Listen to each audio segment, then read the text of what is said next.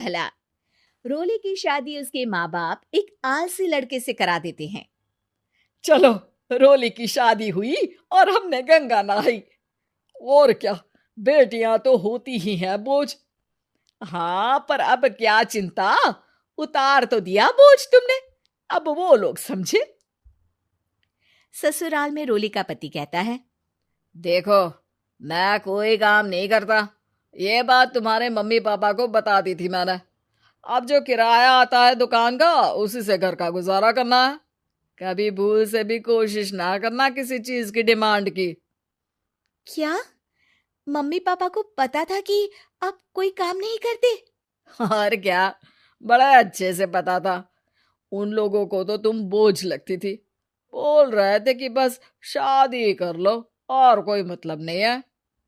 रोली को यह सुनकर बहुत गुस्सा आता है, लेकिन करती भी तो क्या, क्योंकि वो जानती थी कि उसके माता पिता ऐसे ही हैं। जैसे तैसे रोली दिन काट रही थी। रोली को एक प्यारी सी बेटी होती है। धीरे धीरे वो बड़ी होती है और उसके साथ उसकी जरूरतें भी बढ़ती जाती हैं। सुनिए जी, अब तो सिम्मी ब्रिश में कोई कमी नहीं रखूंगी। अरे क्या है यार, अब तो लगता है कोई ना कोई काम ढूंढना ही पड़ेगा।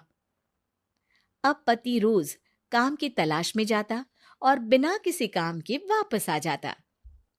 रोली समझ जाती है कि पति के अंदर अब काम करने की क्षमता नहीं है। वो बेटी को उच्च शिक्षा देने के लिए कुछ करना चाहती थी, लेकिन करती तो क्या करती। एक दिन रोली की सहेली कहती है, रोली, मेरी कोई औलाद नहीं है। अगर तू मेरी औलाद को जन्म दे तो मैं तुझे तेरे मुंह मांगे पैसे दूंगी। अरे, तेरी औलाद को मैं कैसे जन्म दे सकती हूँ? सरोगेसी से। बच्चा मेरा और वैभव का ही होगा, लेकिन कोख तेरी होगी। ये संभव है रोली।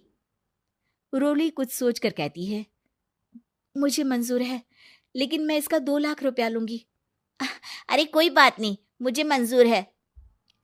रोली खुश हो जाती है कि एक बच्चा पैदा करने का उसे 2 लाख रुपया मिलेगा। वो घर आकर पति को बताती है, वो भी खुश हो जाता है। अब क्या था, डॉक्टर के पास जाकर सहेली का बच्चा रोली की कोख में पलने लगता है।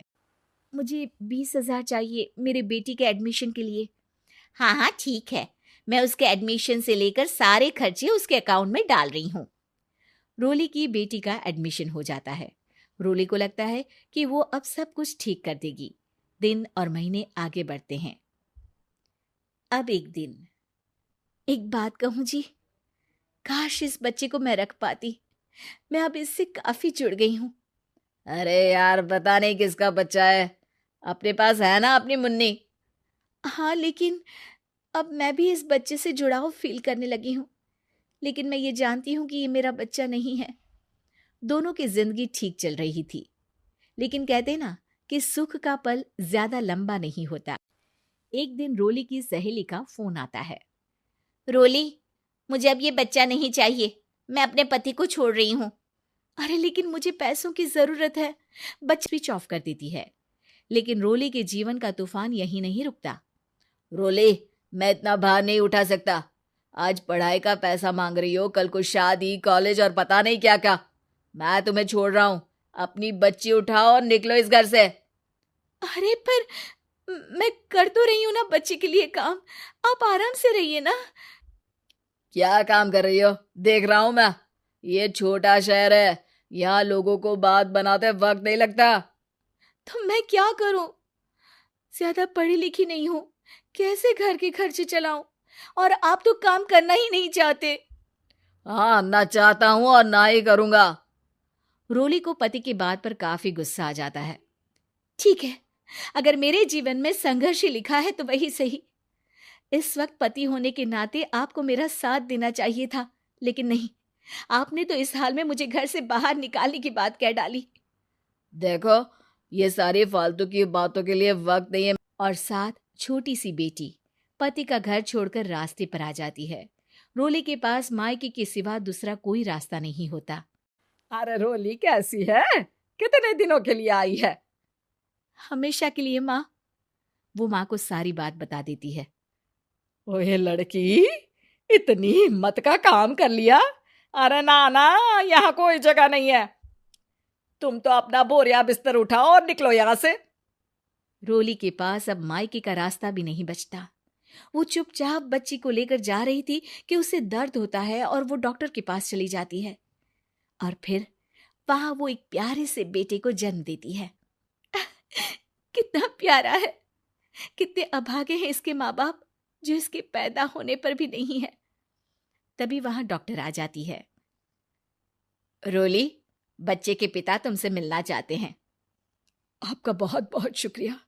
मैं इस बच्चे को पालूंगा, भले ही इसकी माँ ने इसे छोड़ दिया हो, पर मैं अपनी जिम्मेदारी निभाऊंगा। तो क्या आप मुझे इसके पैदा करने के लिए जिन पैसों की बात हुई थी वो भी देंगे? हाँ, और साथ ही आप चाहें तो मेरे घर में रहकर मेरे बच्चे की देखभाल भी कर सकती हैं। मैं उसके लिए आपको सैलरी दे दिया करूंगा। रोली को लगता है कि जैसे भगवान ने उसके लिए सुकून का रास्ता खोल दिया।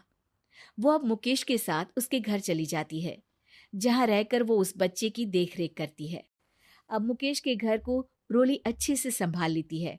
उसके लिए खाना बनाने से लेकर बच्चों की देखभाल और घर की देखरेख।